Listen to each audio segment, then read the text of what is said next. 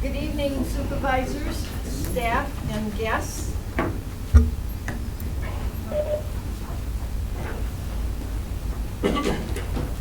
Please do your roll call.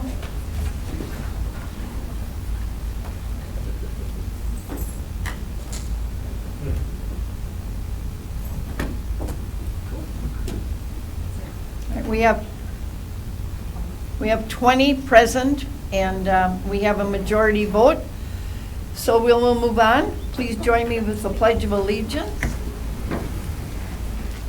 I pledge allegiance to the flag of the United States of America and to the republic for which it stands, one nation, under God, indivisible, with liberty and justice for all. I will take a motion to approval of the amended agenda, but I would like to move up the resolutions regarding Christ the Rock and THEDACARE, if that meets your approval. All right. All right, I have a motion by Supervisor Booty and a second by Supervisor Draheim. Please vote your ballot.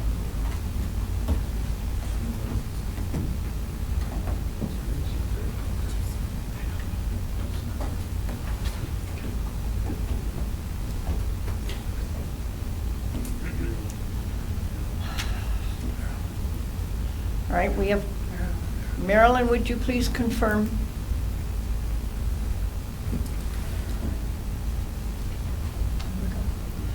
All right, we have 20 yes, 0 nay, 1 absent. We have a majority vote, so we'll move on with our agenda. Approval of the minutes. If there are no corrections or additions, I have a motion by Supervisor Baraboo and a second by Supervisor Diedrich. Any questions on the agenda? All right, please vote your ballot.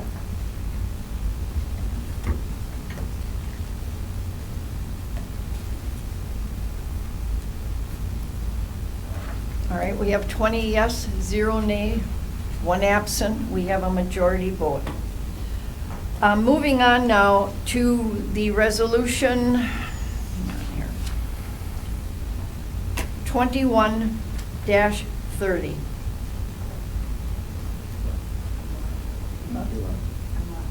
All right.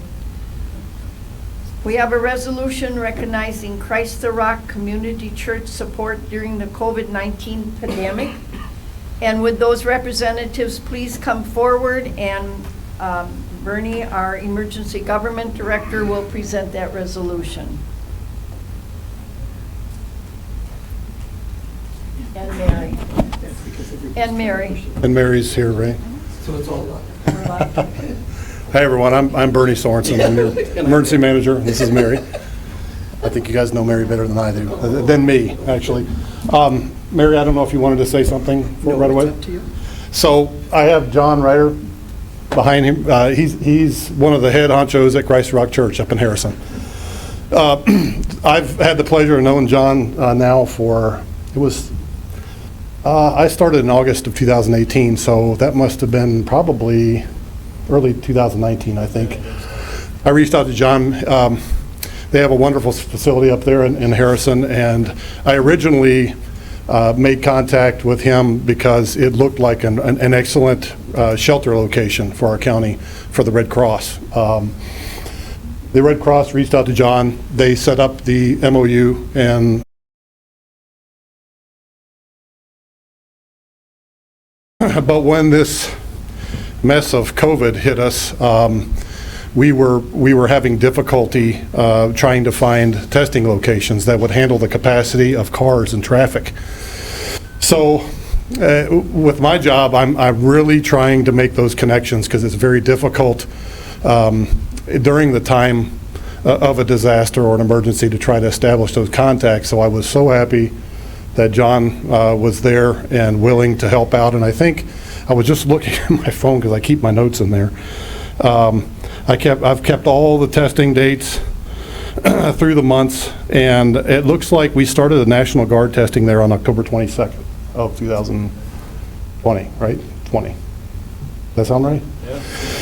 And National Guard was out there, and I know John and I, we would set up cones. We started out setting up snakes, looked like a Plinko board through the parking lot, confusing everybody. Didn't have any accidents that I know of.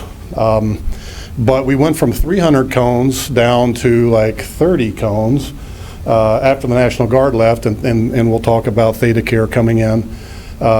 And now we're unfortunately back up from going from 400 tests a day down to, a dozen, back up to, and Mike Powell is back in Theta. He'll talk, and I'll talk about him in just a minute.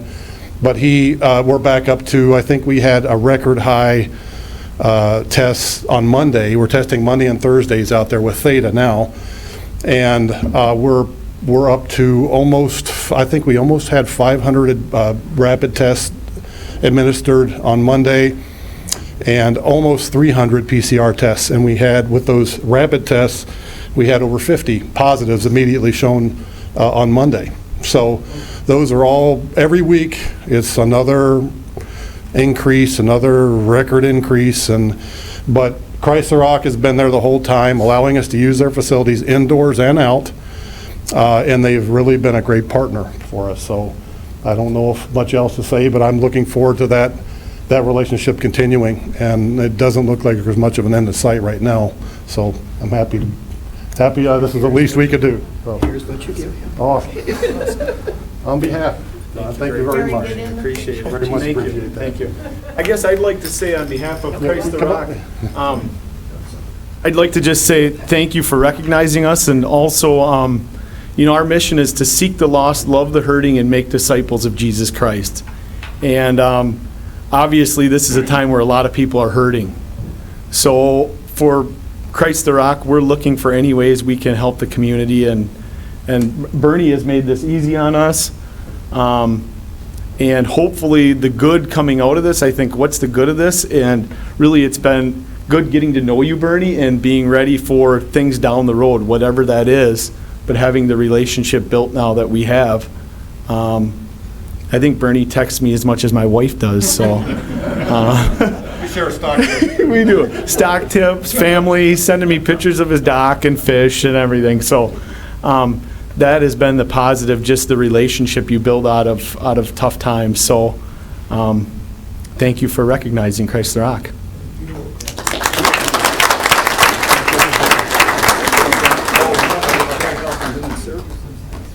Come here and take a picture.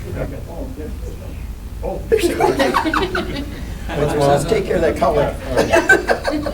Okay. Wow, he should be in the middle. That's all right. Okay, ready?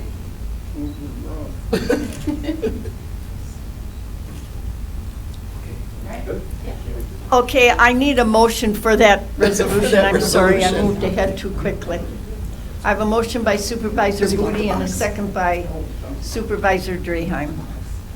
Thank you. Please vote your ballot.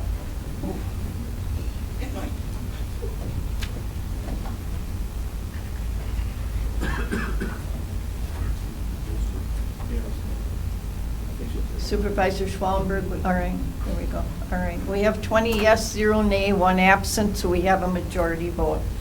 Then moving on to Resolution 2021-21. Resolution recognizing THEDACARE support during the COVID-19 pandemic, introduced by the Health and Human Services Board. All right, do I have a motion for this resolution? One moment. All right, I have a motion by Supervisor Steer and a second by Supervisor Huffsberger. And Bernie, would you again do the presentation? Yes. And would the representatives of THEDACARE come forward?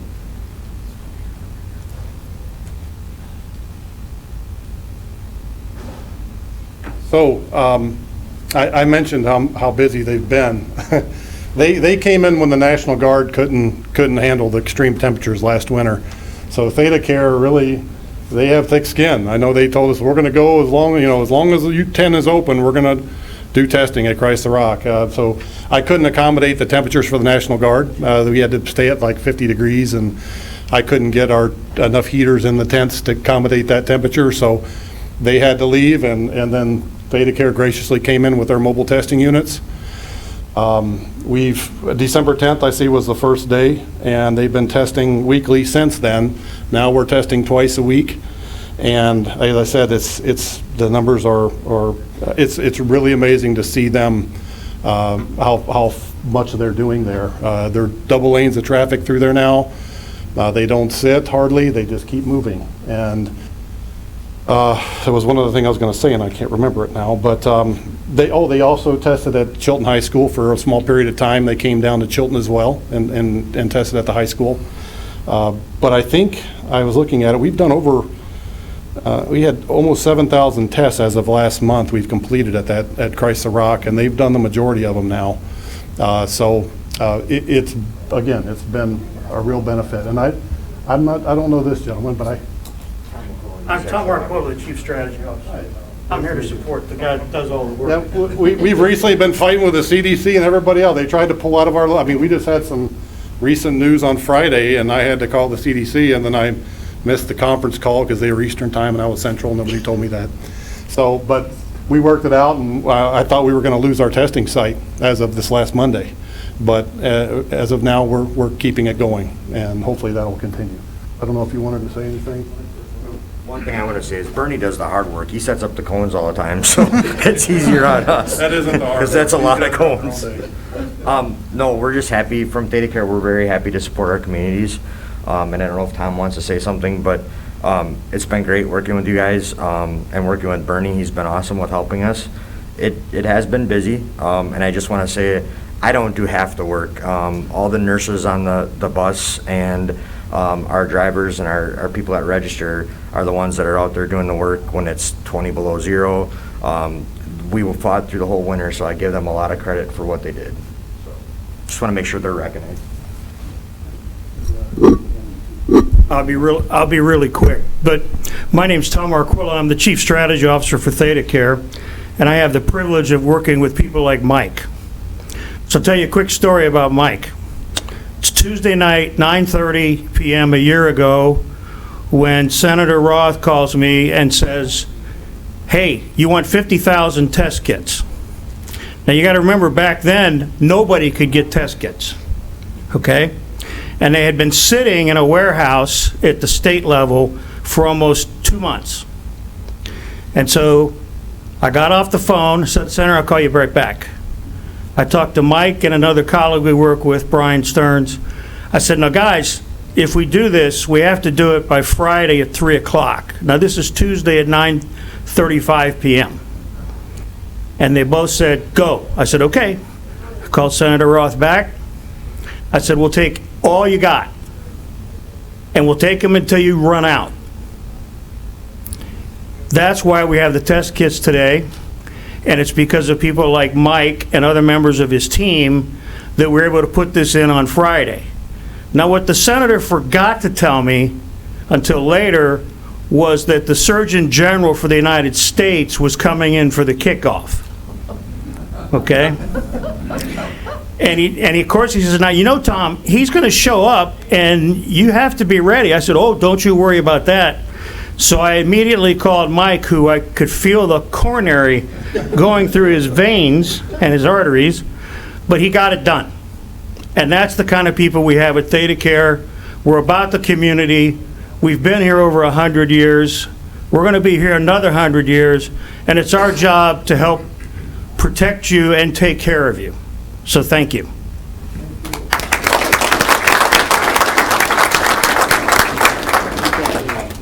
Oh, we got the pictures.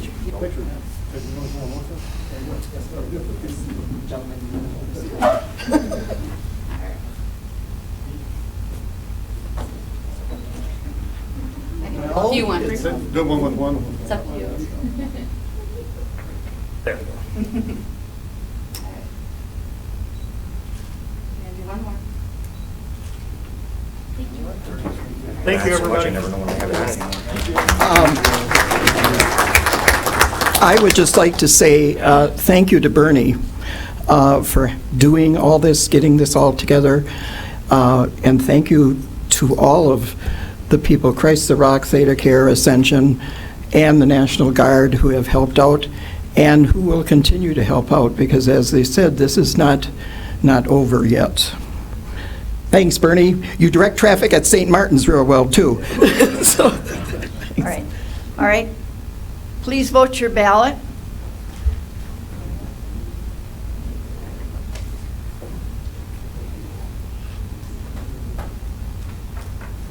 Supervisor Hartle, would you confirm, and Supervisor Steer? And we have 20 yes, 0 nay, 1 absent, so we have a majority vote. Moving on to the agenda now, we are at petitions. Are there any? Communications? There are no communications or petitions. Public participation? Anything? There's nothing on there. All right, then we'll move into special business. As I remember telling you last week about the Stony Brook program, and Supervisor Hartle mentioned it, we have Danielle Santry, Water Resource Specialist, Tracey Bartels, who's a Chilton High School teacher, and Theresa Hahn is a property owner. They're going to tell you about this project. It's a really important project as far as I am concerned, and I think as far as the county is concerned, it's a great conservation project. So listen deeply, they will present. And who's going to go first? Tracy. Tracey? Okay. Guess I teach all day, I can teach all night too.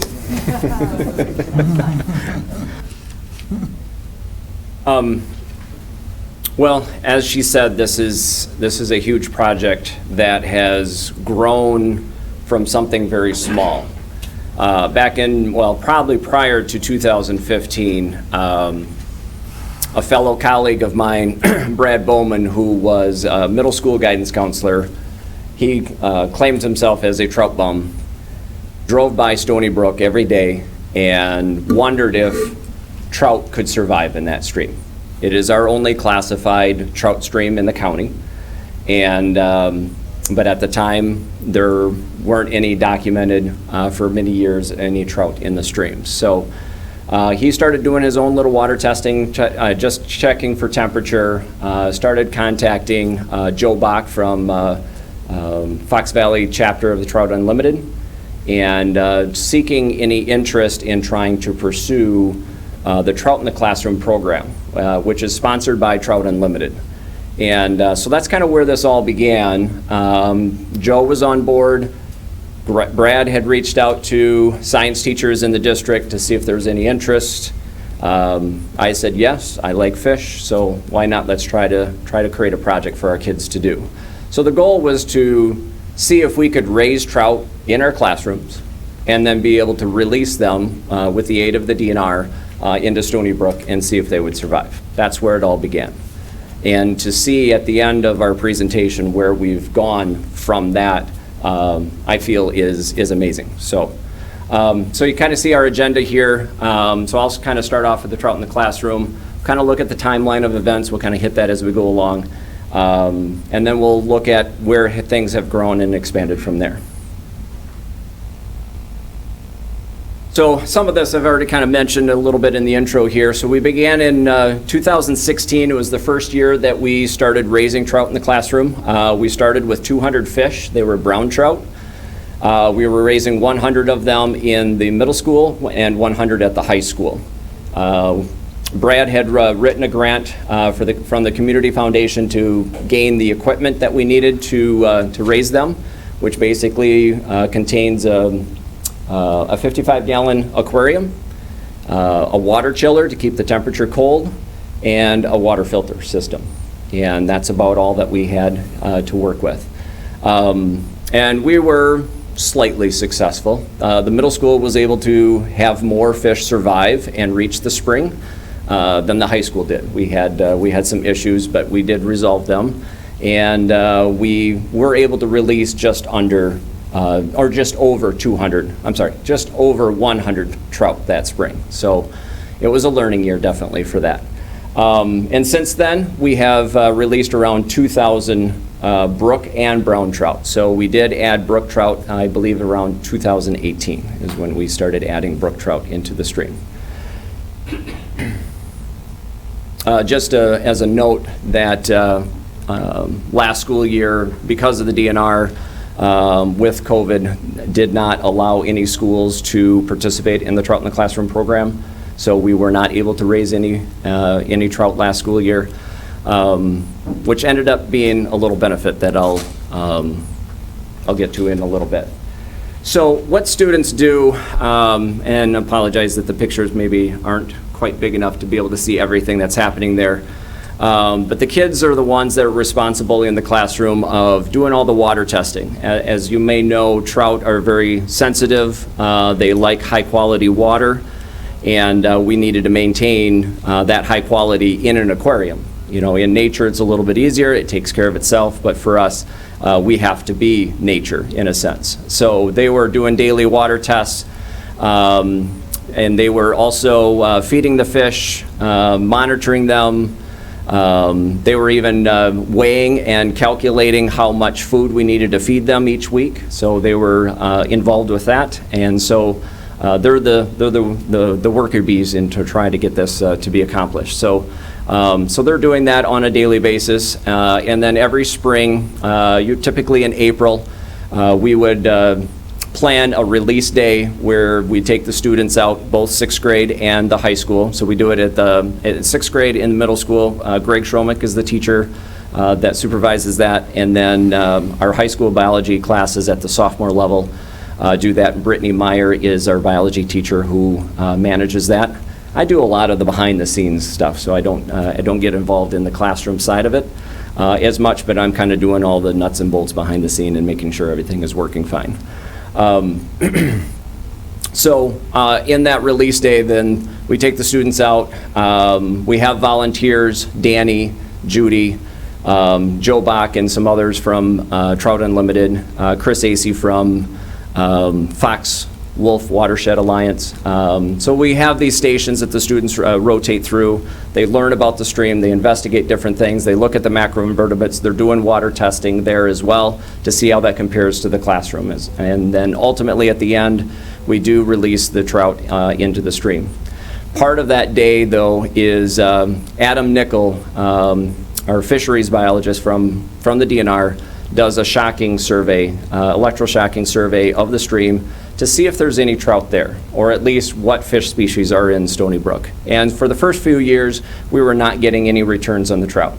So it was kind of disappointing. So 2018, we started doing a tagging program.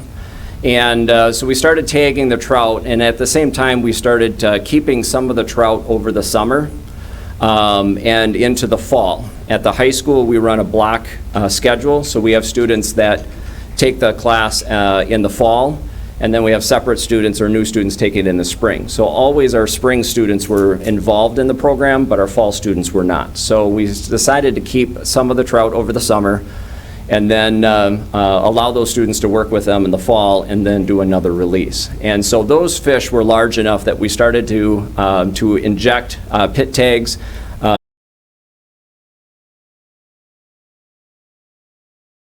Pit tags. We're even, as we were recapturing fish, we were tagging them as well. So we did eventually get to being successful, and I'll kind of explain that here in a little bit. And so that helped us be able to monitor some survival. So we're putting some tags in the fish. We put some reader devices, so to speak, in the stream, so as the fish ran through the array, it would mark that data. And it would also tell us what direction they were swimming. So are they migrating upstream, migrating downstream, what time of year, what fish are surviving. So every time we do a survey, we are scanning those fish to see if they have a tag or not, so we can also look at long-term survival. And we've had some fish that have been surviving 2 to 3 years. So, and they're growing really fast in there. So the food source is plentiful for them. So around 2018, I think it was right around about that same time, we had to transition from a domesticated brown trout that we were getting from Wild Rose Fish Hatchery to a wild strain. And that wild strain was our success. That's what we needed. And so that wild strain was coming from streams in the western part of the state. And so those are the ones that started surviving. The domestic ones just were not strong enough to do that. So we have survival rate. We have phenomenal growth. Our survey in 2000, I think it was the summer of, 2020. We did a survey, yes it was. It was last summer. And we ended up finding an 18-inch trout. And that trout was 2 years old. He was tagged, and it was 2 years old and 18 inches. It's just a phenomenal growth that these trout have been able to have. This past August, as we'll get into, we had a field day, and we captured one that was 17 inches. That one was not tagged, so we didn't know the age on that. So we've been very, very, very successful with the program, being able to monitor those. And by the way, the pit tags and stuff, I took students out every day, or not every day, every week to collect that data in the cold, pulling the data off of the readers, bringing it back to the classroom, aggregating that data, and sending it off to the DNR for analysis. So students were involved in every aspect of this as we possibly can. And I think that's kind of a dark picture, kind of in the top right there. Take students to the fish hatchery, and they were the ones that counted all 500 fish. So we actually got to the point where we were raising 500 fish. I think one year we ended up raising a little bit more than that. I ended up adding a second system at the high school. I no longer run that second system. It was just a little too much to handle. Something in addition, not to get into that, I do kind of show I don't know if I can use the pointer on here. So this photo here shows the system, so you can see the tank there. I ended up putting in a homemade aquaponics system for the trout having to have high quality water. That water needed to be changed out every day. And it just seemed to me very wasteful. I was aware of what aquaponics was. If you're not familiar, it's raising fish and plants synonymously. So the fish water feeds the plants filter the water, and that water is recycled back to the fish. And so that year, the first year I was doing that, I think I may have done 2 water changes, where otherwise we were doing it every day.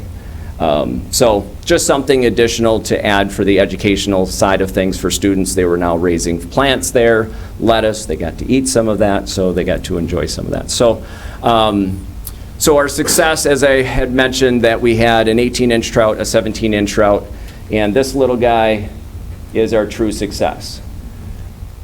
Since we were not able to raise any trout last year, we were not stocking the stream, which means any young trout of the year that we would see was from natural reproduction. And we haven't really confirmed that yet with the DNR, but they believe it's been decades, if not forever, since we've had natural reproduction in that stream. So it's a huge success story that, you know, a positive for us, at least came out of the pandemic, that we couldn't raise the fish, but it did allow us to see that we did have success, true success that we were hoping for, ultimately achieving, and we were able to do that. Okay.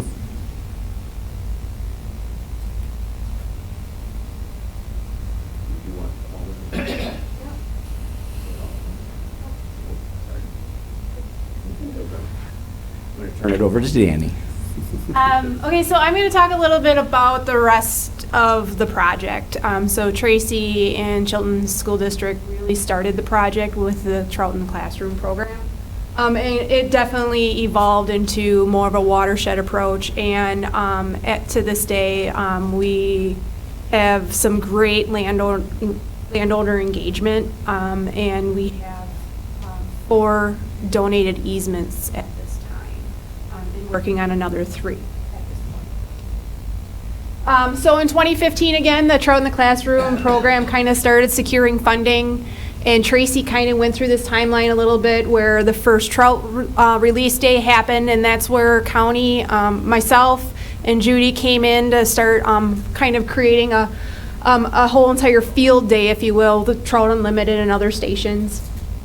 And while we were all sitting there waiting for the buses to come and go, we started talking about what else can we do for this stream? How can we make sure that these trout are going to survive for these kids that are working so hard in the classroom to eventually release them into a stream that DNR had not documented success for 20 years, and that's the reason why they stopped stocking.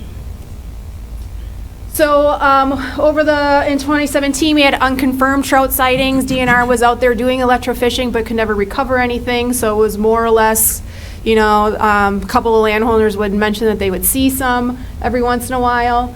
And then Trout Unlimited really came on board. Joe Bach started knocking on doors and really engaging a couple of the landowners.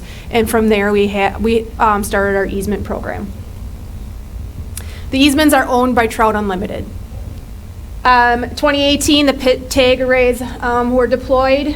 And then also volunteer water quality monitoring was deployed as well in addressing to see if the water quality was sufficient, and it was. So it was determined it was likely habitat that was the limiting resource for the stream at this point. In 2019, I reached out to Lakeshore Natural Resource Partnership. They've been instrumental with helping us get some funding, and they were able to secure funding from the Fund for Lake Michigan to start doing some habitat work on the original trout release site, which is the Sorwhitey Farm.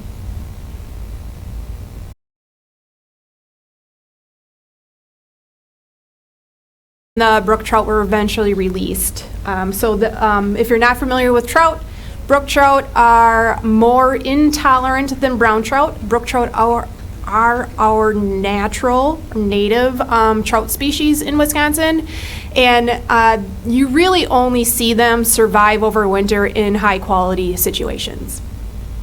In 2020, we started the trout habitat work. DNR crew came in and redid about 500 feet of the Sorwhitey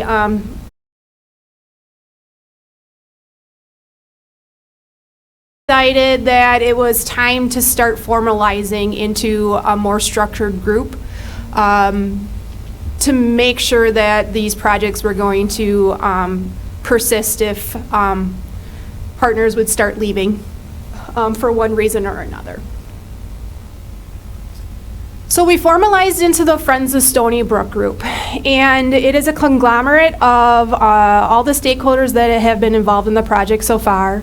Couldn't make it without the landowners. LNRP is securing plenty of funding for us. Trout Unlimited is holding the easements and doing a lot of the door knocking. The Chilton School District, our department in our county, and then the Wisconsin DNR, both the habitat section and the fishery section. They actually work separately. So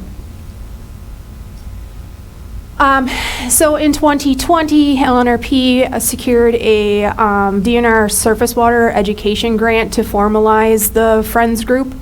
And one of the things that we wanted to do was really try to engage the rest of the watershed and the landowners in the in the area to see if we can't garner more support for the projects. We held an event on August 18th where all of you were invited, as well as the entire watershed. Show you a brief video that was generated from the proceeds from the grant.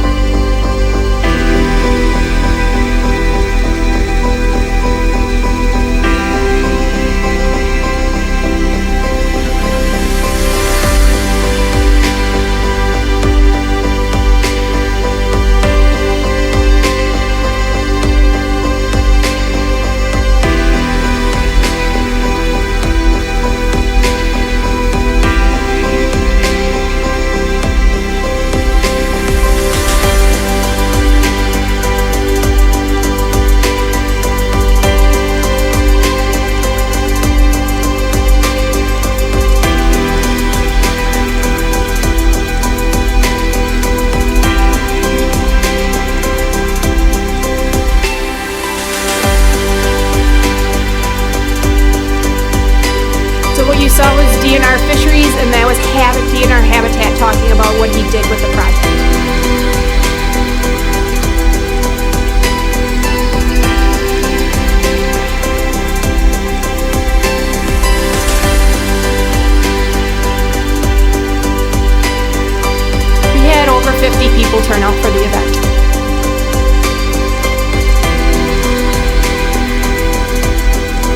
that young of year.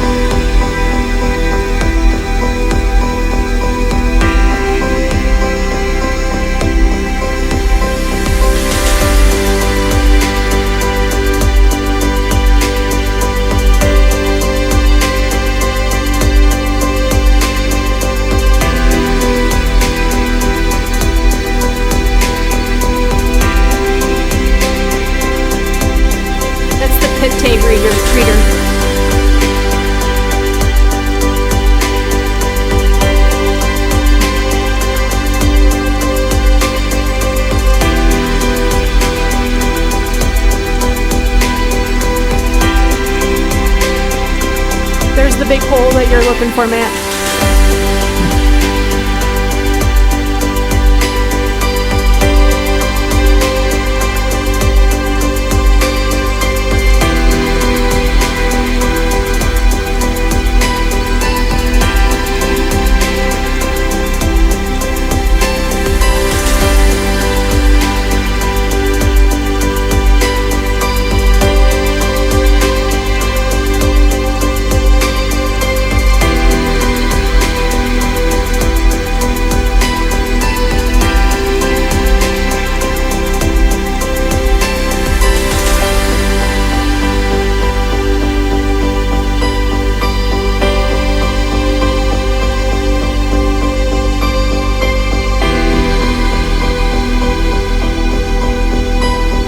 So that is the Sorwhitey farm, and we were able to restore 500 of the 1,100 feet last year. We were anticipating to restore the rest of the section this year.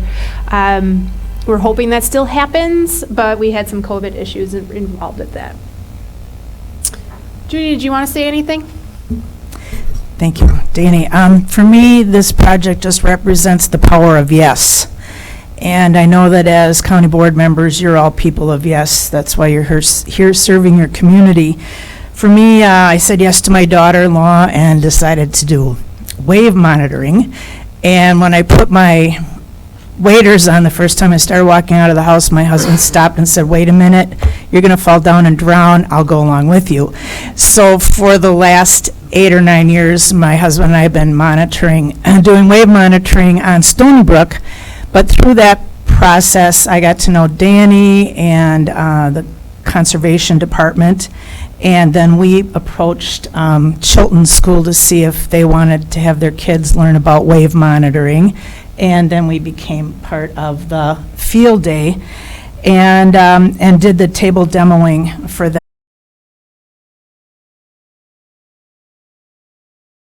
maestro of getting people to say yes, because he has been pounding the ground to get people to provide easements, and by those landowners saying yes to easements, we were able to get funding from the DNR for furthering the project and for doing the habitat work. And as with all the other partners, they're willing to say yes and build power and build possibilities, and as you all know, 1 + 1 is always greater than the sum of 1 + 1. So thanks to everybody that's been involved in the LNRP and the Stony Brook project. Did you want to say anything right now, or do you want to wait? No. So just to kind of quickly talk about what the habitat stuff is,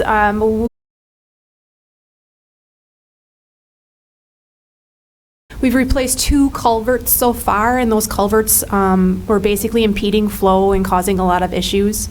And then the yellow section up there is the piece that we're working on right now, remeandering and putting in stream habitat.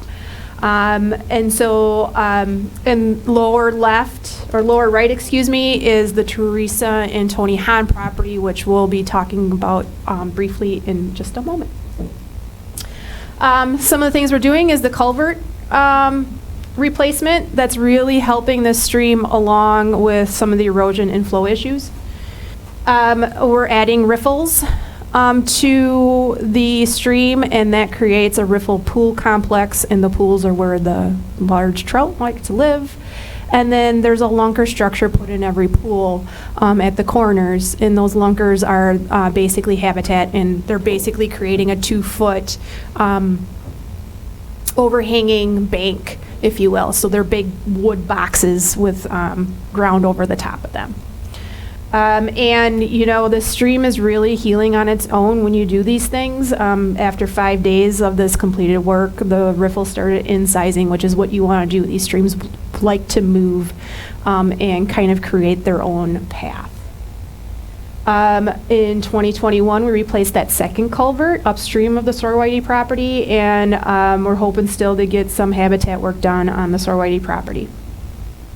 And then this is really the next phase, and I'm actually going to have Theresa talk a little bit about this.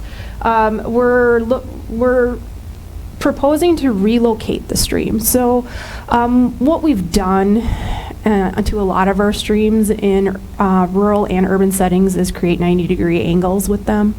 And this stream no longer wants to hit its 90-degree angles. And you can see this in the photo from May 2018 with that big rain event. You can see it trying to cut through the stream is supposed to be following that tree line, and it didn't in May of 2018. And it caused significant cropland erosion through the process. And so that's how I got to meet Theresa, was because this was impacting their cropland. And so this is what we're proposing to do, and we've secured about 1/3 of the funding so far. And I'm going to let Theresa talk a little bit more.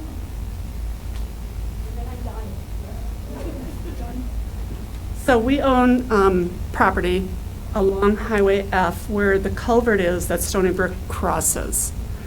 And for crop purposes, before we purchased our property, we've been there since 1974, that stream was relocated to serve the farmers. And this is a really good example of everything you shouldn't do to a stream. So since 1974, we've been watching that stream want to go back to its natural flow. And uphill from us, or when you're heading west in County F, farmers have been tiling their fields and taking care of runoff for them for farming, which is fine, but it's created a confluence where that ditch runs and where Stony Brook comes across. So now there's this big pool down there, and we've lost a lot of topsoil, which is what you don't want. We've had a lot of fun at that pool. My grandkids come and we go fishing there all summer long. It's a catch and release because I don't like filleting fish. But we did catch a brown trout there, which was awesome, which means they're coming downstream. And I think that that's really exciting. So I can't wait to see this project move forward and have that stream rerouted to where it used to run. At least part of it is. The crop field on the other side of the trees, you can see where the stream would like to go.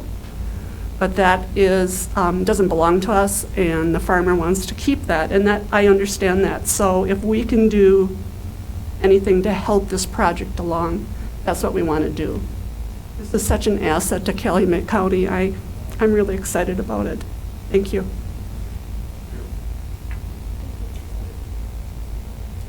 So yes, that's pretty much where we're going with this project. We are looking to secure some additional funding to help with the relocation, and then we're still continuing to engage landowners through the Friends of Stony Brook effort. We have a Facebook page presence. The students actually run a lot of that. So we hope that you kind of keep touch with some of the efforts that we have going on. And again, these are all of our partners And a lot of the funding so far has come from either DNR or from the Fund for Lake Michigan. Questions? Are there any questions of Danny? Please hit your buttons. All right, I have Supervisor Stillman. Yes, thank you. Could you explain the electroshocking, how that works, and how you do it, and what length of on the stream would it affect or something? Or explain it if you could. Yeah, so the backpack shocker that was shown, he's got a wand, and that's an anode. There's a rat tail on the back end. It's called a cathode. And so essentially it creates a current in the stream. And it doesn't actually shock the fish. It actually reacts with the nervous system of the fish, and it makes the fish swim towards the anode. And then it gets too hot once it gets the anode, and it kind of bellies up. And then if you take away the anode real quickly, it usually recovers pretty rapidly, especially in these cool water streams. Warm water streams, they have a little bit harder time recovering. But that's how electrofishing works. All right. Is that alternating current or direct current? What does that shocking then, or? If you would have asked me 20 years ago, I would have known. I don't remember. I believe it's direct. Direct. Okay, Supervisor Draheim? Thank you. Are there any other fish in that stream? Like what? Yeah, it's a lot of warm water forage fish, so creek chubs, white sucker, brook stickleback. We haven't found any sculpins yet, which is kind of surprising to me, which is something that is pretty common with a trout stream. But there's, it's been in that transition from that warm water back to the cool water for probably another 10 years. So there's plenty of fish in there. So runoff has been a problem with that stream, or? It has in the past. So the Stony Brook Watershed is actually a pretty significant sized watershed. The stream starts in Murky Woods up by Cloten, but to the south of Cloten is a part of the watershed as well. It's just internally draining. And that's where our groundwater challenges are, correct? So since 2002, between NRCS and Land and Water Conservation, we've stuck over $1 million of conservation practices in there. And you're starting to see that reflect in the stream as well as the groundwater. Thank you. Okay, Supervisor Shu? My question is, when are they going to have it open for trout fishing? It is. So the easements that were granted are conservation easements that provide the opportunity for DNR to go out there and do habitat work. We've been very cautious and open with the landowners. So we do encourage folks to ask the landowners if they are going to access the stream. You are able to, in the state of Wisconsin, access the stream from a road right-of-way. And as long as you keep your feet wet, you can fish it, regardless if there's an easement there or not. The Soar Whiteys have been very generous and have been very accommodating to provide public access. So if you're ever interested in checking it out, just make sure you go knock on Tim's door, let him know that you're there, and he'd be more than happy to show you the place. Supervisor Harth? Hi, is the media here, or will they be viewing the recording? The reason I ask is I would like to know how much money you need for the next phase of this project and how people can donate. We're still working on that budget. I think that Hahn property is going to come out to be about $90,000. We're looking at getting $25,000 from DNR Surface Water. We're applying for that grant on November 1st. We're using EQIP dollars, which is going to bring in about 21, and we have 25 secured from Lake Michigan Fund for Lake Michigan.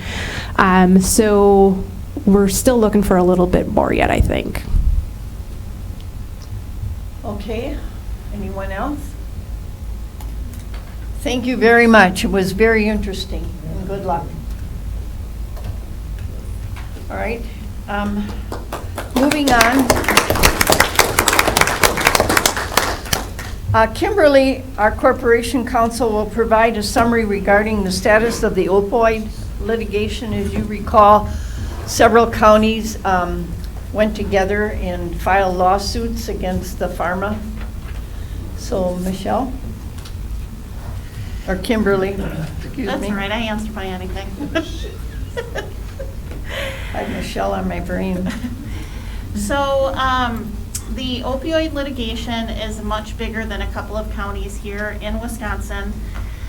The counties in Wisconsin had agreed, well, many of the counties had agreed to go in one group to go against the pharma community, which really has broken off into a number of different entities. So right now there's 3 distributors, Cardinal Health, McKesson, and AmerisourceBergen, as well as Johnson & Johnson. That's one group. Then we have the Purdue bankruptcy, that's another group. And then the Mallinckrodt bankruptcy, that's yet another. And then lastly, they were brought in kind of late, the pharmacy chain. That was another part of the opioid litigation. So counties got together. Actually, we did not get together, they came to us. There's a group that came to us and said, do you want to be part of this pharma litigation? And it's Kruger Dickinson, Simons Hanley Conroy, and then locally Van Briesen. The other 2 are used to large federal overseeing type litigation because this is an overwhelming litigation. It's not just in the state of Wisconsin, it's in every state. And it could be cities, it can be counties, it can be towns. So we're not just talking about 72 counties in Wisconsin, we're talking about nationwide.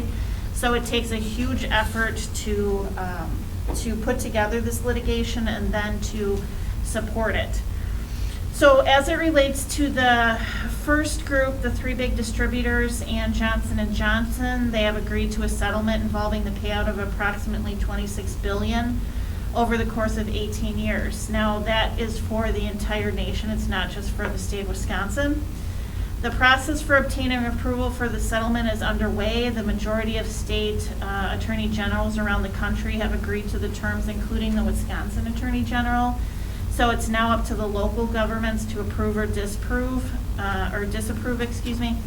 They're in the process of, this litigation group is in the process of determining allocation of the settlement amounts. Because once you win, then you have to figure out who gets what amount and why. So you can imagine here in Wisconsin, we're always arguing for funds, Milwaukee versus Dane versus Kenosha versus the rural counties times 50 states. So the allocation system becomes very tedious. And it's a bit trickier here in Wisconsin because only the litigating local governments are eligible to receive the settlement funds because of Act 57. And some of the states, even if the counties or the entities did not join the litigation, they're part of the payout. And so their settlements are different. So in Wisconsin, for the counties that participated, we get a higher payout than in some of the other states. And that allocation hopefully will be determined within the next 30 days to see how much of that $26 billion Wisconsin gets, and then how that trickles down. Once all the counties agree upon the allocation, and it's usually a formula, they will prepare resolutions. The litigation group will prepare the resolutions calling for county board adoption. And so expect to see something from me proposing that either late October, November is what they're asking, but that's tricky for the counties because it is our budget time. So it could be as late as December, but it has to be done by January 2nd. If the settlement goes forward, funds will start to flow for that particular entity or group the first half of 2022. Then the Purdue bankruptcy plan, Wisconsin counties voted to support it. It was approved by the court. That was $5 billion over 9 to 10 years for state, local, and tribal governments. There's more monies out there, but they went to the hospitals and the other entities. This is just the government part. Several states objected to the court's approval, as well as the United States Department of Justice, which means that there's an appeal process, which means that it gets delayed. And the issue there, the reason why some appealed is because they believe that the Purdue family is not taking responsibility, and many of their family assets are protected. They were not included in the bankruptcy, and many of those entities, governments, hospitals, etc., think that they should pay more. And that was a very tedious, I actually had to talk to Todd about it in order for us to get the approval. But what they were planning on doing was taking the assets, putting it through, creating its own entity, making money to pay for these different entities, and then at the end of 4 years,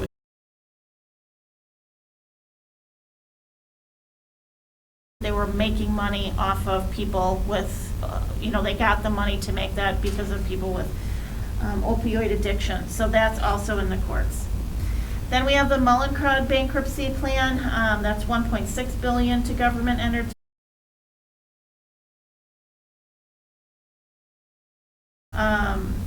The litigation group has asked all counties to let them know if there's any objections. The county did not object to that, and speaking with Todd. And quite honestly, we are a little minnow in a big pond, the ocean. So for us to say no, we wouldn't agree to it when our litigation team is saying to accept it makes really no sense. I am not going to take on pharma. As much as I love the county, can't do it. And then the pharmacy chain, because they were really late to the game in bringing on the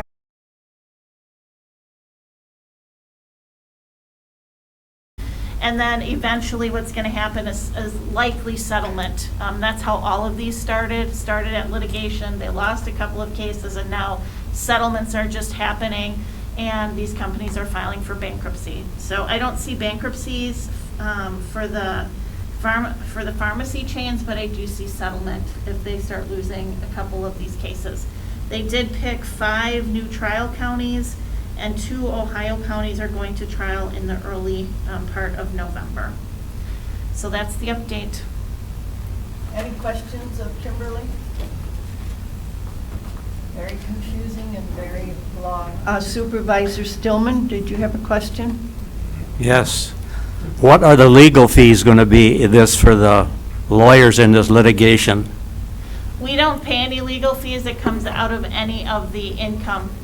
Yeah, okay, I mean, what are the lawyers going to be making out of this? Right now, that's hard to decide because it's so factioned off.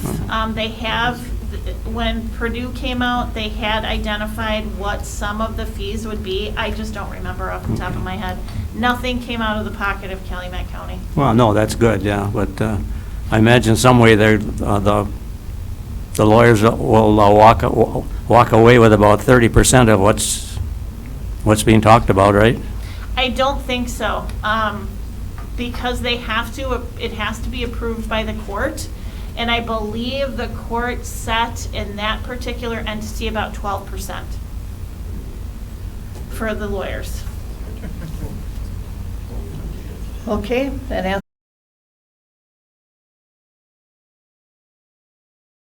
Excuse me, Supervisor Gleckner. Thank you, Madam Chairman. Did I hear you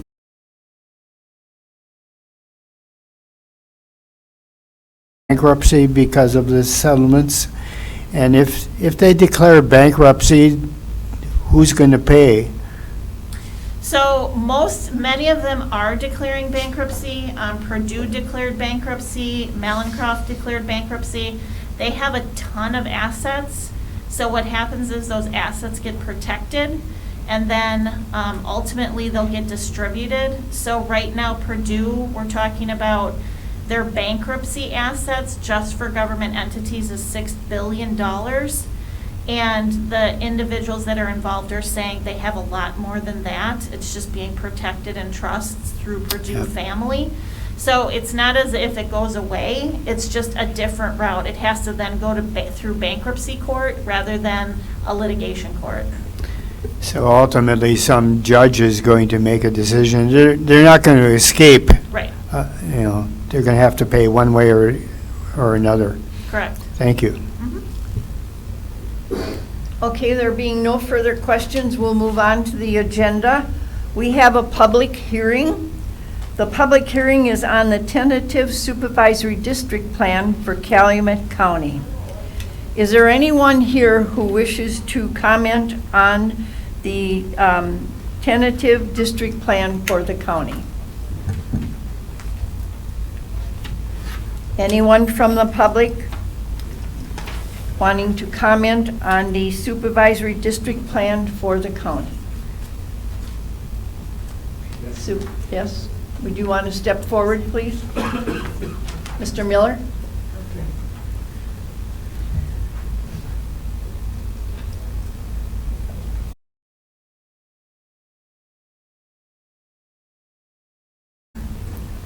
Please give your name and your address, please. Ray Miller, 453 Cedar Street, City of Chilton. In looking over your map here, and I did attend one of your earlier hearings, and I commented on the practice of accommodating or not accommodating incumbent supervisors, and I see that incumbent is misspelled here on the map, but I'm unable to determine in the Harrison-Appleton area whether there are two supervisors in the same district, Dwayne Stillman and Tom Stoffel. I can't determine from the map if they are or if they're not. And also in the city of Holstein, whether both supervisors would end up in the same district as is proposed. I think that's the only ones where I have a little trouble determining the spots on the map. So if you can answer that question, I guess that's all I really had to comment on. They are not in the same district, right? Okay. I just can't tell from the map, so. Yeah, and I think when we present it, it'll be clearer too as well, but they are not in the same. Okay, for the third time, is there anyone wishing to speak about the supervisor district plan to the county? If not, I declare the public hearing closed. All right, moving on to the resolutions. We have Resolution 2021-22. Resolution adopting tentative supervisory district plan for Calumet County, introduced by Supervisors Gens and Connors. All right, do I have a motion to adopt? I have a motion by Supervisor Steer and a second by Supervisor Hanschke. And what I would like to do is, with Supervisor Gens's permission, I would like to turn this over to Matt Payette, who has been dealing with.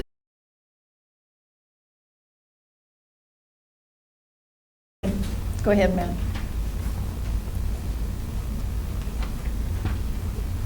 Good evening. So as you recall, on August 24th, the board had officially acted and recommended 21 supervisory districts to be included on the tentative supervisory district plan that you should have received last week in the mail, a hard copy, and I believe it's also, Beth had that included on the agenda for your review. The information that provided the 21 supervisors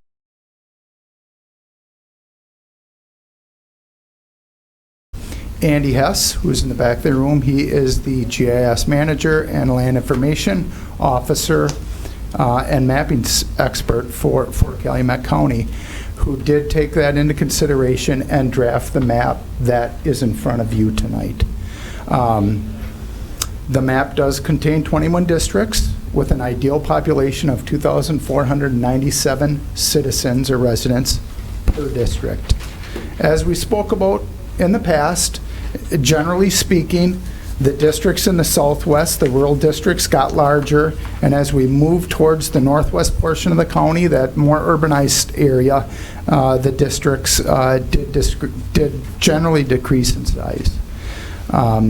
The overall plan deviation is 8.61%, which is under 10%, so it's within the threshold.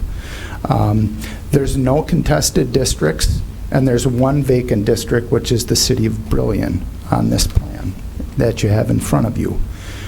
Prior to the meeting, I did hand out a table that everyone should have a hard copy in front of them.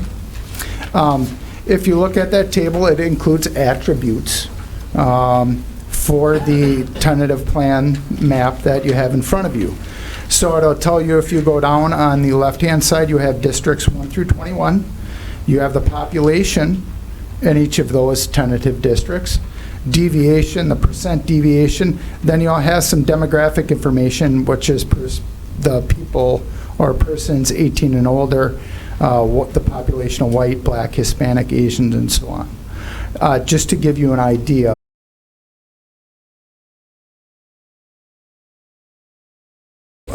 You know, with that, are there any questions? I know the gentleman before had questioned if it was hard to see on the map on the two districts between Mr. Stillman and I think Tom Stoffel, and then also Ken Irwin and Ken Draheim. Those aren't contested districts. It's close on the map, but they are in two different districts. So. All right, I have a motion or a request to speak by Matthew Booty. Thank you very much there. I'm going to be passing out a document, so take one and pass it along. I am going to first preface this by explaining what I'm doing here. So I'm going to be eventually making a motion to amend the map. I have discussed this with staff, and they have vetted these proposed changes. These proposed changes are to make some attempt to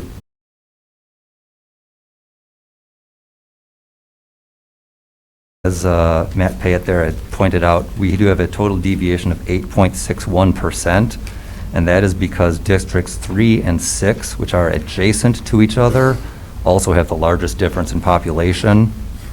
And so one of the changes that I'm proposing to make here would be to take a census block from District 6 and put it into District 3. That would reduce the difference between those two districts and bring the total plan deviation for our redistricting down to 7.61%. The new biggest difference in populations would be between districts 6 and 18, which are not adjacent to each other, and we can't easily fix that. The next item here would be to swap a few census blocks from District 4 to District 5. These would be 2 census blocks located south of Midway Road and east of Chestnut Street. And as part of that, then we would take 2 census blocks from District 5 to District 4, which are located north of Midway Road, west of Tallulah. That change there would bring District 5 to be only 1.12% deviation instead of a 2.28% deviation.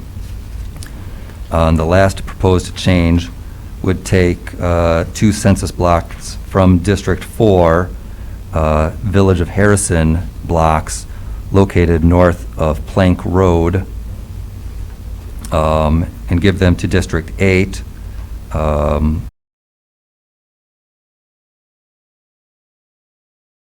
Average, and the result would be that with all those other changes, District 4 would slightly increase its deviation from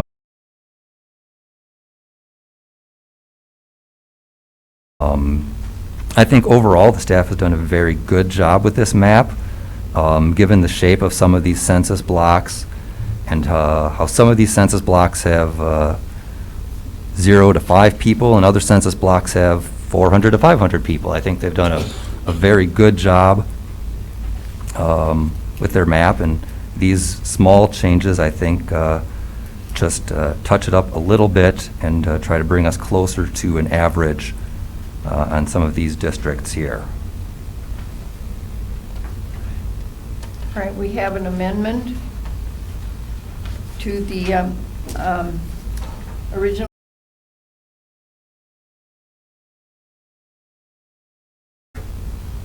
Is there a second to the motion? We have to wait for Beth to get her. I need everyone to put their Wait for remotes down, voting. please, because We have to put all this in the computer before we can vote.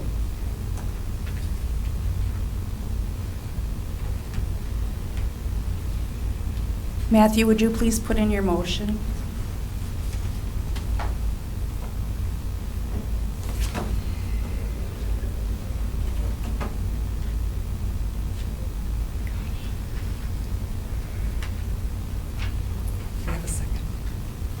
All right, and then we have a second by Supervisor Diedrich.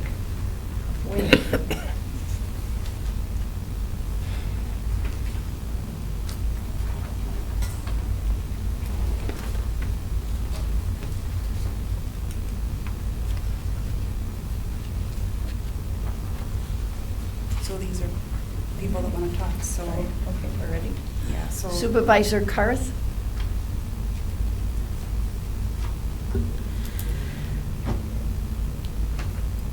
I just want to make sure, am I speaking to the amendment or to the original? To the amendment. By entertaining this amendment, does that put us in a tricky situation with what has already been presented and agreed upon with the municipalities, the city of Appleton, the various districts? I would say no, Hope. At this point, we had a tentative, and until that tentative plan is drafted and it goes, after tonight, if this is one version or the other is adopted, we will get it to Appleton, Menasha, Neenah, or not Neenah.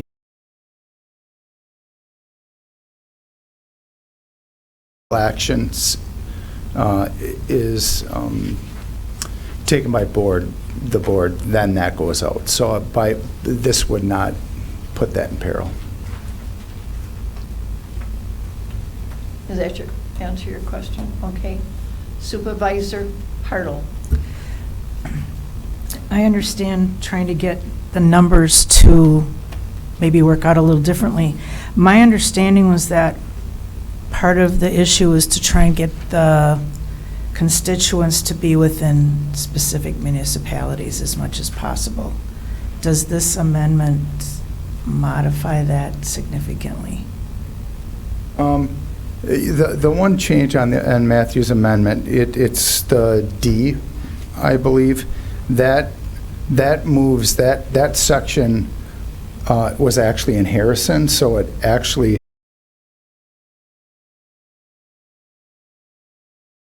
to create a ward in that area by moving that section of Harrison right into the portion of Harrison to the south.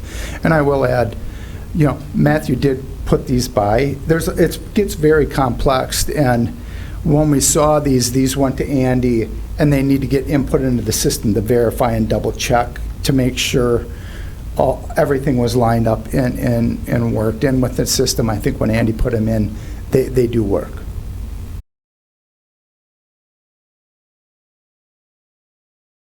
Supervisor Gleckner.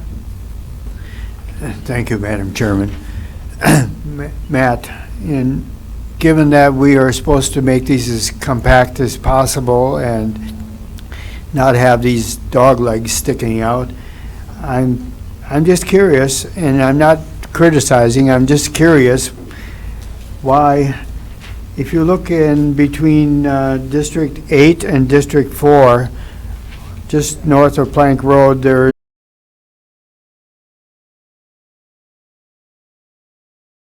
there's 0 people in that little area. There's 8 in the lower portion and 0 in the upper portion. So why was that added to District 8 when it has 0 people? It wouldn't make any difference one way or the other.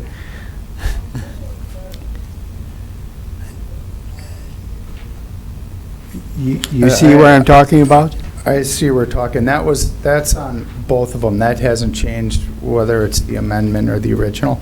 That's. No, it's not I the- believe that sliver is part of Harrison, which is Harrison to the south. So to Okay. go up and to make that, if you cut that off, then that results in the creation of a new ward. I see. So by Yeah. going up and taking that into the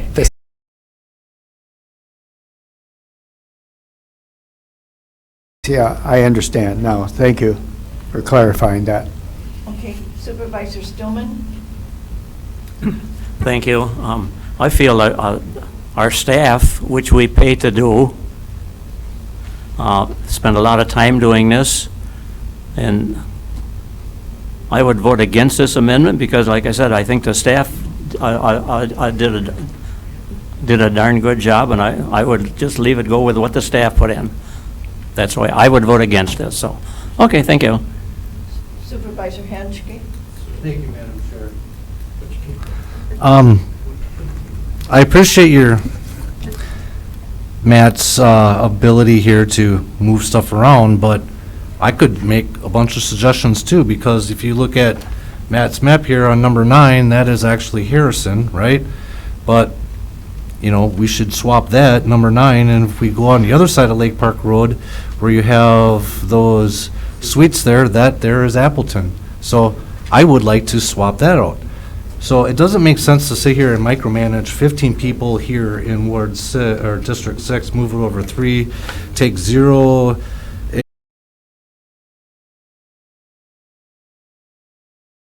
Great job here, and I appreciate it, and I think that one supervisor in one area here to take little chunks here, little chunks there, I think we need more time to study this, because how would I want to vote on this and basically just look at it in 10 minutes and make a decision on this? I think this needs to be evaluated and given more time to assess this than, you know, give me a sheet of paper and want to move little chunks here, little chunks there. I think there should be more time to assess this than 10, 15 minutes. That's just my opinion. So I'm with Supervisor Stillman. I'd vote against this. I think this is just kind of nitpicking here. I think you did a fabulous job with what you had. Thank you. Supervisor Steer? Thank you, Madam Chair. I'm going to vote against it. What we don't realize is in Harrison, we have about 1,000 apartments going up.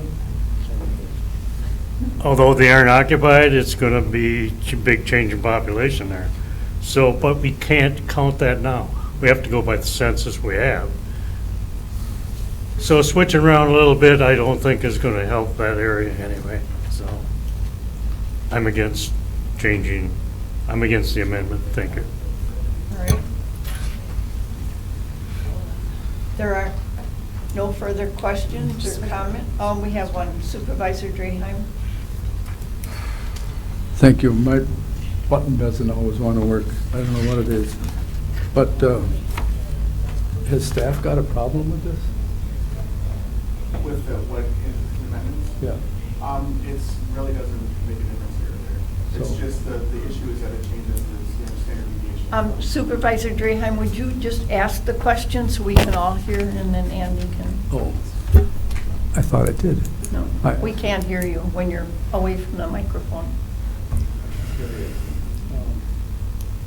My question was, is staff against this? Do they look at it, you know what's going on with it, and see if there's any problem? Yeah, essentially all it does is it changes that. Andy, why don't you come on up and answer the question? Repeat the question, please.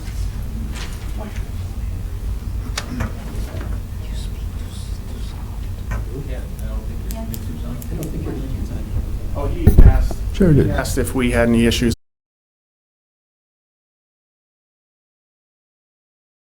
All it really does is it changes it from 8.6 down to 7.6. So you guys can vote either way you want, but from our standpoint, it works either way.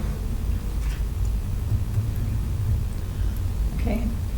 Supervisor Diedrich? Thank you, Madam Chair. Matt, my question is similar to the previous question. I'm assuming you had time to study this amendment before tonight's meeting, so this isn't the first you saw it. Do you see any benefits from the suggested amendment? I heard you can work either way, but do you see that there's a positive aspect to this, or in your mind, is it neutral? Thank you. Yeah, Ron, and I'll thank Matthew, because it's very complicated. So we did get this information yesterday because we wanted to make sure that it would work and everything would fit. And I guess that's your opinion. When you look at the map, the state statute says you need to be ideal population. You need to have equal population, one person, one vote. But the same statute says you should be competitive. Doing this, we lose a little compactness, but we gain a little bit of population on the population side. So there are two different items, and it's not an exact science when Andy's going through it, but you look and you try to do your best to make things compact and ideal. So I guess to answer your question, Ron, you gain a little bit here, but you lose a little on the compactness. All right, thank you. You're welcome. All right, Supervisor Booty? Thank you.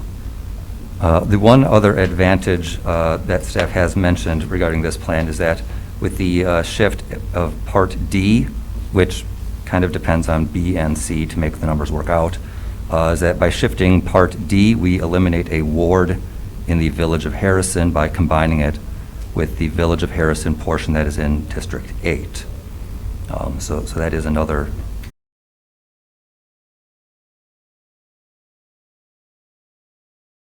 Okay, are there any other comments or questions?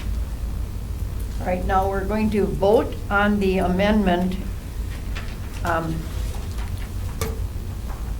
which is the proposed changes to the draft tentative supervisory district plan, including A, B, C, and D has been handed out to you. All right, vote your ballot.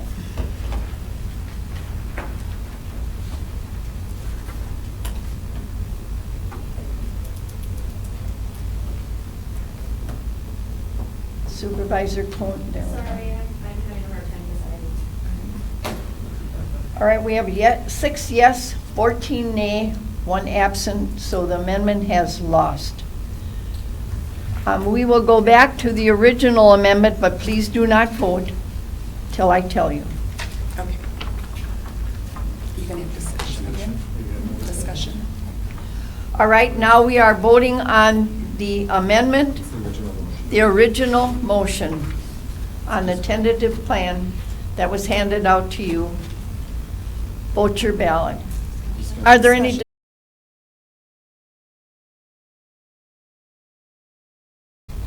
Supervisor Schwallenberg. Yes, I just want to know, is there going to be more detail to these districts as to names of streets and roads? Eventually?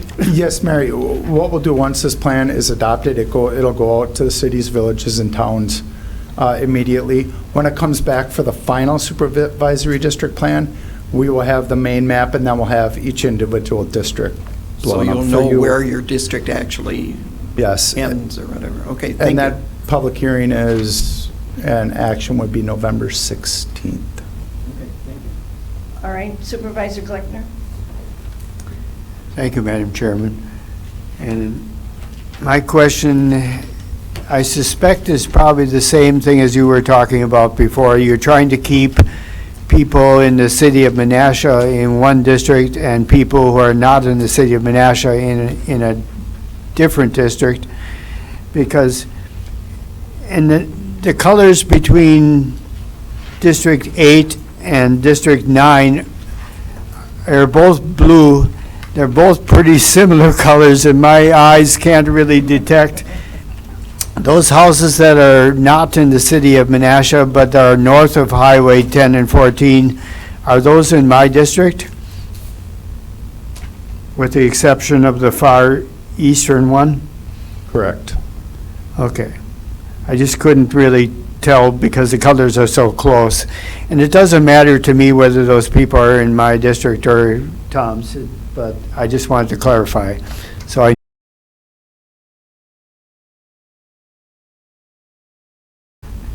Thank you, Madam Chairman. Matt, if I do recall correctly, the last time we had this, the maps went out to the municipalities, and some of them asked for different changes also. So this isn't actually the final until they put their input in, correct?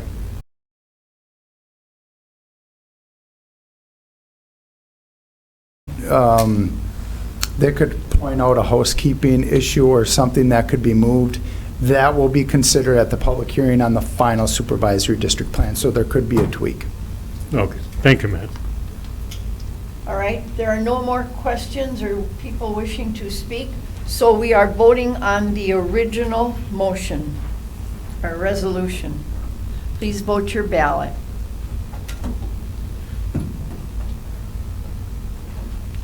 All right. All right, we have 20 yes, 0 nay, 1 absent. We have a majority vote, so that resolution has been adopted. All right, moving on to Resolution 2021-23. Resolution authorizing clean boats, clean waters application.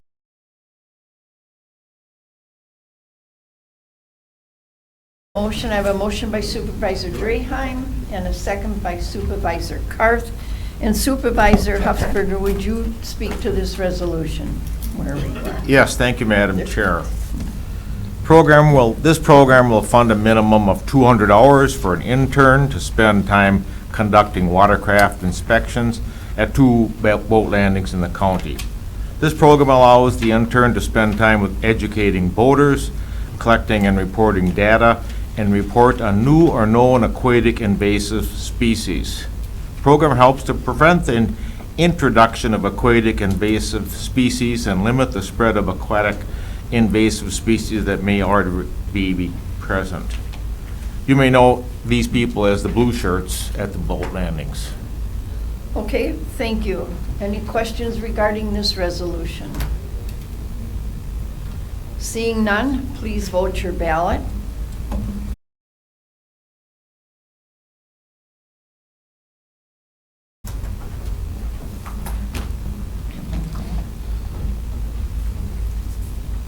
Yes, 0 nay, 1 absent. We have a majority vote, so that resolution has been adopted. Moving on to Resolution 2021-24. Initial resolution approving revenue bond financing for Tussle Wireless, introduced by the Administrative Services Committee. All right, I have a motion by Supervisor Steer and a second by Supervisor Schwallenberg. And with Supervisor Gens's permission, I'm going to turn this over to David, our Finance Director.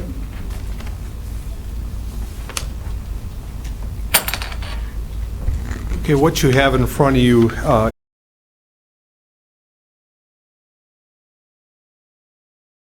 would encompass borrowing revenue bonds on behalf of Tussle.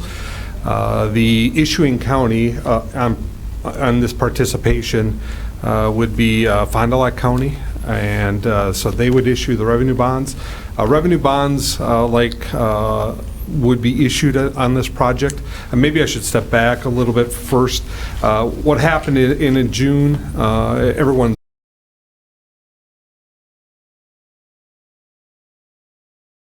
counties like Calumet, Tussle approached the county looking for some type of cooperation of enhancing the infrastructure within the county, and Tussle would be the source of paying for the infrastructure using bond financing. The reason they would want to use bond financing is it's cheaper because it's revenue bond financed and supported by a governmental entity. So it's a more favorable.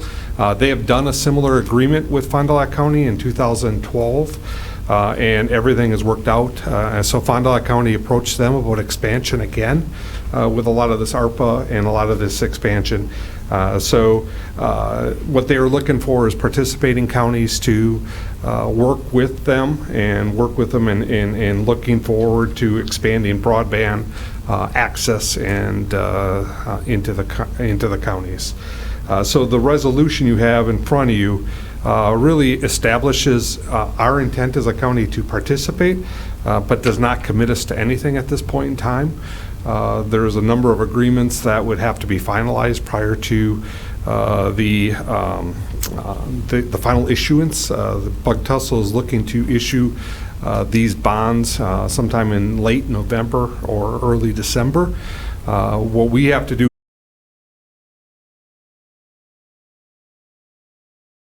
in which the public could be aware that this process, this financing is occurring. And so we have to wait 30 days before we do a final resolution with respect to that. Now, in this time frame between the initial and final, there's a number of agreements that we will work with Bug Tussle on supporting and ensuring. There's access agreements as part of this expansion. They're allowing us to utilize 24 fibers for county use. So that's a real advantage to the county. There's also a developer agreement that we would be looking for commitments to Bug Tussle to make sure they're locating the fiber in areas that are conducive and in areas where it would work well for the county. And there's also intergovernmental agreements with Fond du Lac saying that we're participating.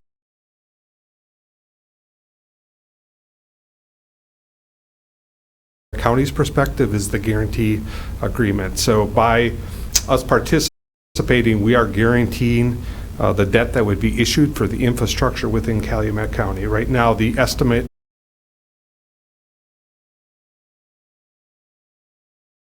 issuing about $6 million for the infrastructure to go in within Calumet County. They are responsible for those payments. Our guarantee only kicks in as if they don't make a payment when it's required. So we would not be ever responsible for $6 million in any particular year. We would just be responsible for the debt service amount. So this is really just the initial part to start the process. But Bug Tussle has done this in the past, and they're, in the August Administrative Services Committee, a representative of Bug Tussle kind of walked through the proposal with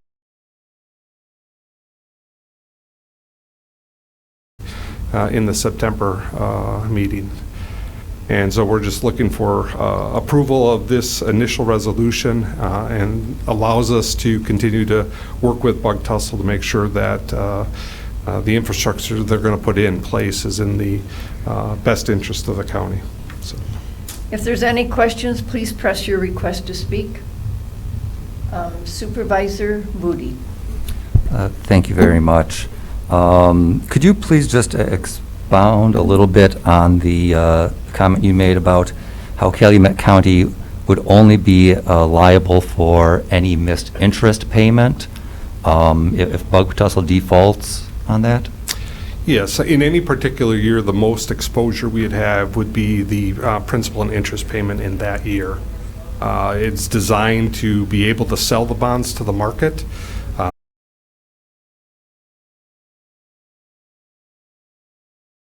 If Bug Tussle would be in default, it would allow us to access the collateral. So they're giving us access to the collateral on the infrastructure that they're putting in.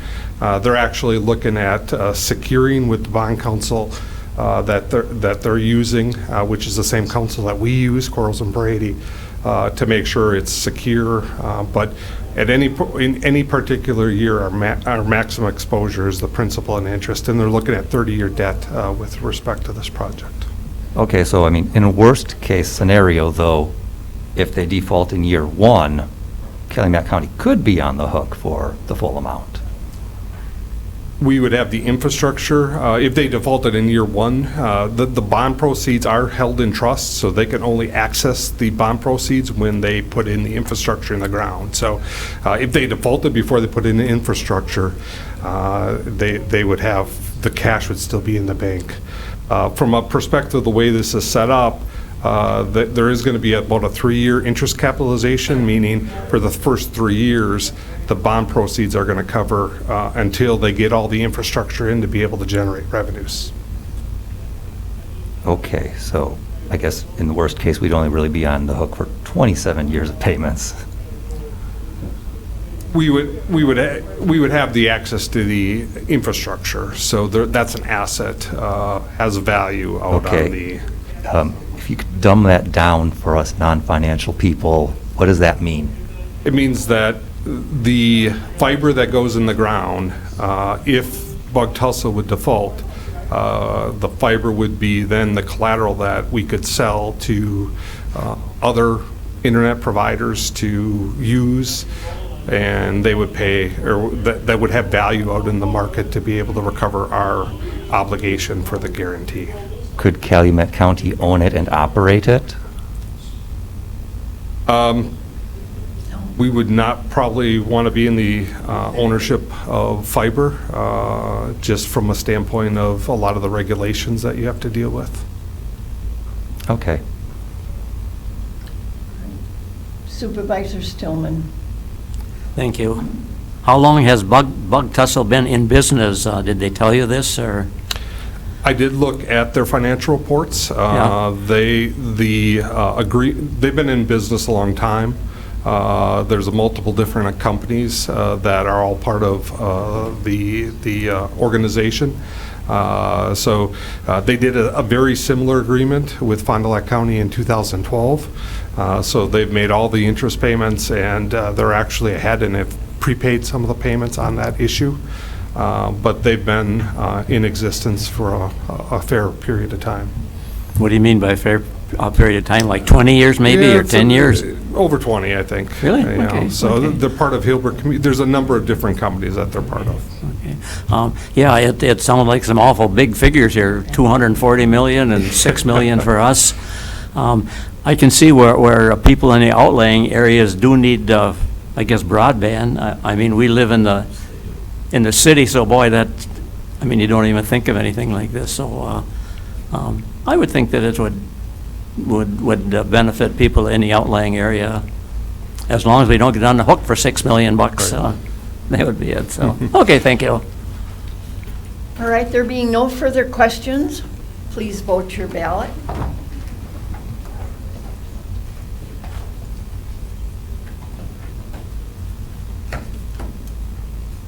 We have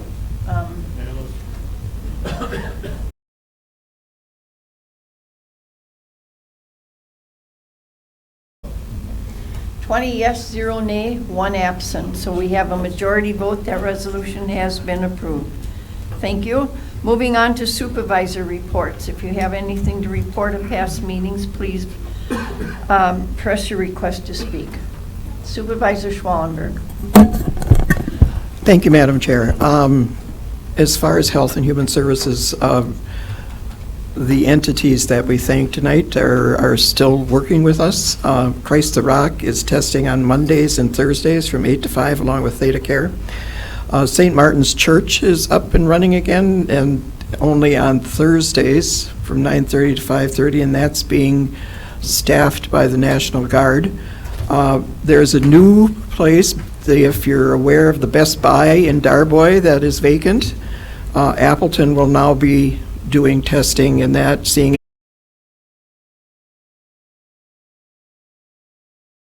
Tuesdays, and they will be staffed by the National Guard.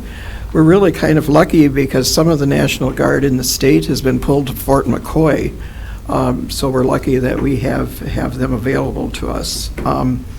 As far as parks, Adam sent me an email that we have a tentative award for the Shannon property of a little over $180,000 from the DNR. That property has been purchased already, so what we decide to do with it, So, also, Discover Wisconsin is going to have a program featuring Winnebago, Calumet, and Fond du Lac County. It's called The Endless Shores of Wisconsin. And if you get Channel 5 Green Bay, it will be September 25th or 26th at 6:30. You can check with your local channels to see where you will have it.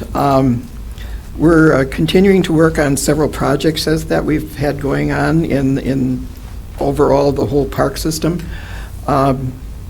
If anybody uses the Fox River Trail, that either, how you look at it, ends or starts on Ott Road off of 57 in the town of Brillion, we partnered with the town of Brillion.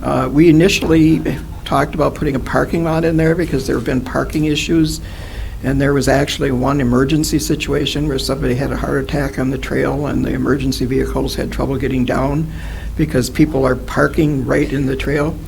And so we paid for the gravel and everything in the town of Brillion, put in widened part of that road so people can park there, and that seems to be working quite well.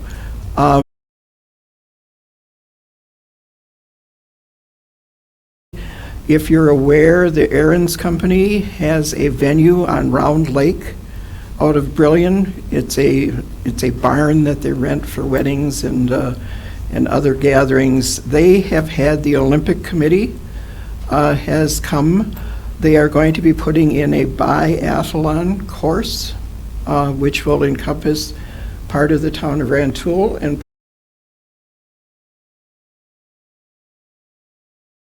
zoning, so they had to rezone. But I do believe something is going to be coming to the county because they're located on a lake. Aaron's has also purchased all the property around Grass Lake, which is a little lake that really has no public access to. This is called Brown Lake's property. It's a really nice facility. It's just out of the town of Brillion.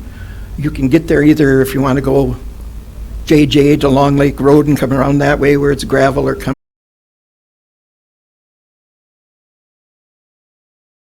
started on part of that system already too. So thank you. That's all I have. All right. We have Supervisor Hofsberger.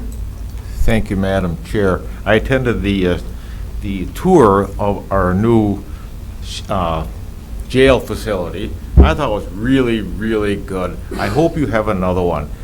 Not so much just to see the rooms and the buildings, but I think to see what is all involved in our jail system. And I think I haven't run across anybody that was delighted for the cost and for paying of the taxes. But I think the more people can see what is all involved, the more they would learn, the more appreciative that they would have for the jail. There's lots of reasons why it's hard to have another one, I know, but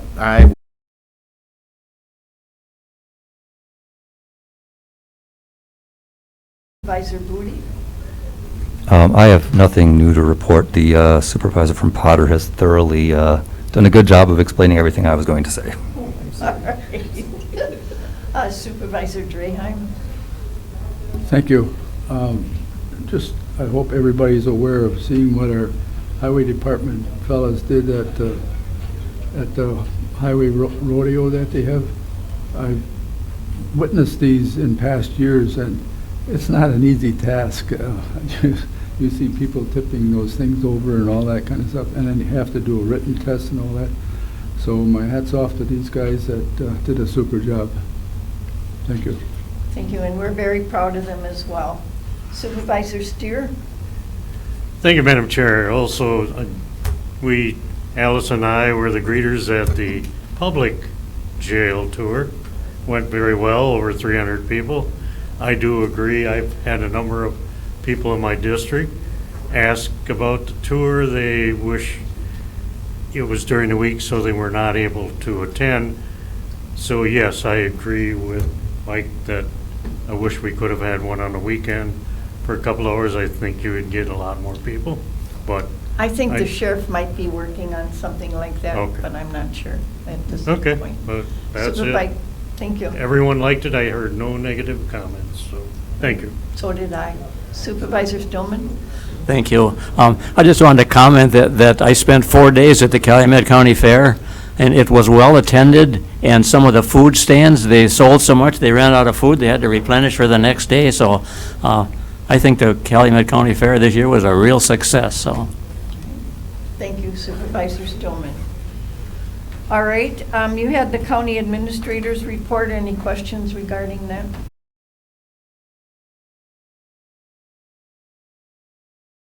Comment that the veterans is part of human services, and this gentleman, Greg, has done an amazing job with the veterans. The amount, for a county our size, the amount of money that he's bringing in to help these veterans is just unbelievable. He's an amazing guy, and he's done a tremendous job. Thank you. Any other questions regarding the report?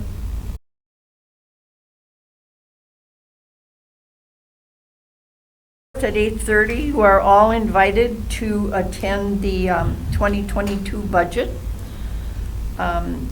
That is a paid per diem. It'll be held here in the county boardroom. October 5th, if needed, we'll go into the second day of the budget, but for past years, we've never been able to do that. But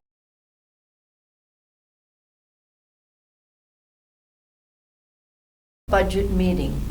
I hope all of you will be here, and I certainly hope the general public will come. And then we will have an additional meeting in November of the county board. It'll be a special meeting, and that's the time we will adopt that redistricting plan. And then we will be at our regular county board meeting in December at 8:30. And just a reminder now, we're back at the days for our meetings, so they're at 8:30 in the morning. So there being any more business, I would adjourn this county board meeting, and thank you very much for your attendance this evening.